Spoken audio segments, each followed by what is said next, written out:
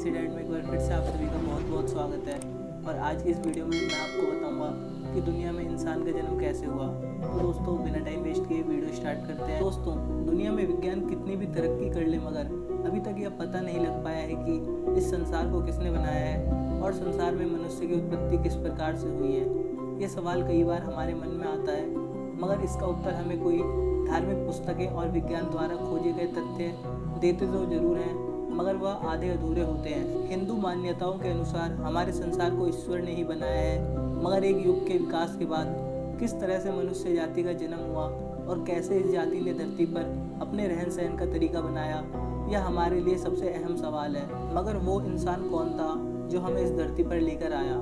लेकिन इस सवाल के ऊपर एक और सवाल यह भी है कि आखिरकार पहला मनुष्य कौन था, वो कहाँ से आया था, उसे बनाने वाला यानी उसका रचयिता कौन था, उसका संसार में आना और किस समय पर आना। यह सब कुछ ऐसे सवाल हैं जिनका जवाब हर इंसान जानना चाहता है, क्योंकि हम सबका वही आधार है जिसके कारण हम सबकी उत्पत्ति हुई है।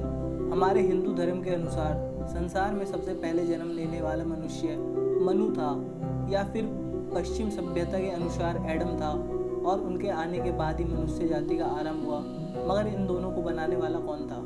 एक कथा के अनुसार मनु की रचना स्वयं भगवान ब्रह्मा ने की थी। ऐसा कहा जाता है कि मानव जाति की रचना के लिए भगवान ब्रह्मा ने दो लोगों को बनाया था, एक तो पुरुष और दूसरी स्त्री, क्योंकि मानव जाति को आगे बढ़ाने के लिए ब्रह्मा के लिए जरूरी था कि वह पुरुष और स्त्री दोनों की रचना करे।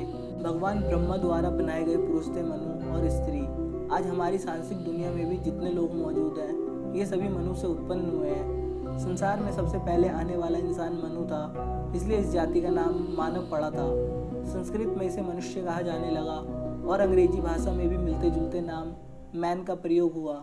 आपको बता दें कि यह सभी नाम पहले मनुष्य मनु से ही जुड़े हुए हैं। पुराणों में दर्ज एक कथा के अनुसार एक समय था जब भगवान ब्रह्मा देवों और असुरों का निर्माण करने के लिए काफ़ी शक्तिहीन महसूस करने लगे थे। इसके आगे उन्हें समझ नहीं आ रहा था कि अब किसकी रचना की जाए, जिसके बाद उन्होंने काफ़ी विचार करके मन तथा मस्तिष्क को कुछ शांति हासिल हो सके। उसी क्षण ब्रह्मा जी अपने कुछ कार्यों में व्यस्त थे कि अचानक उनके अंदर एक काया उत्पन्न हुई और उनके सामने आकर खड़ी हो गई, जिसे देखने के बाद उन्हें काफ़ी अचंभा हो रहा था कि वो कोई मामूली काया नहीं बल्कि बिल्कुल उनके ही जैसे दिखाई देने वाली थी।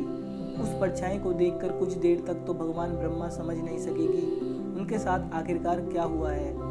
आपको बता दें कि यही मानव संसार का पहला मनुष्य था, जिसे स्वयं मनुष्य के नाम से जाना जाता है। अब इसके बाद एक और सवाल मन में आता है कि अगर हिंदू मान्यताओं के अनुसार मनु पहला मनुष्य था तो पश्चिम सभ्यता के अनुसार पहला मानव कौन था? अगर हम बाइबल की बात करें तो जिस तरह से पौराणिक कथा में भगवान ब्रह्मा के शरीर से मनु ने जन्म लिया था, उसी प्रकार बाइबल में भी ईश्वर के शरीर की परछाई ने जन्म लिया था और यही परछाई मनु की तरह ईश्वर की छाया थी और उन्हीं की तरह दिखाई भी देती थी। बाइबल में इस परछाई का नाम एडम दिया गया था।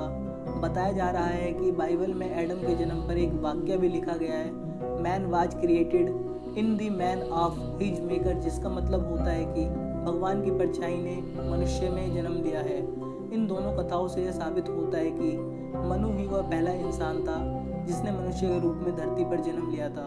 मनु के साथ इस संसारिक दुनिया में भगवान ब्रह्मा द्वारा एक स्त्री शत्रुपा की भी रचना की गई थी, जहाँ पर पुराणों के अनुसार वर्णित कथाओं के अनुसार शत्रुपा का जन्म हुआ था और बाइबल के अनुसार एडम के साथ एम्बेला का जन्म हुआ था। मगर इन सभी तथ्यों को जानने के बाद यह साबित होता है कि हिंदू इतिहास तथा पश्चिमी सभ्यता की बातें काफ़ी हद तक समान है, मगर इसके बावजूद भी दोनों सभ्यताओं में काफ़ी भिन्नता आज भी मौजूद है। बाइबल में लिखी गई कहानी के अनुसार एडम का निर्माण खुद ईश्वर ने ही किया था, मगर दूसरी ओर मनु तो स्वयं भगवान ब्रह्मा के शरीर से काया बनकर बाहर आए थे। दूसरी ओर मनुष्य का पहला स्त्री रूप बाइबल के अनुसार मनु की पसली से बनाया गया था, मगर पुराणों के अनुसार शत्रुपा का जन्म भी भगवान ब्रह्मा की निकली काया से ही हुआ था। पुराण के अनुसार मनु तथा शत्रुपा के जन्म के बाद भगवान ब्रह्मा द्वारा उनके धरती पर मानवीय संसार को स्थापित करने का आदेश दे दिया गया था।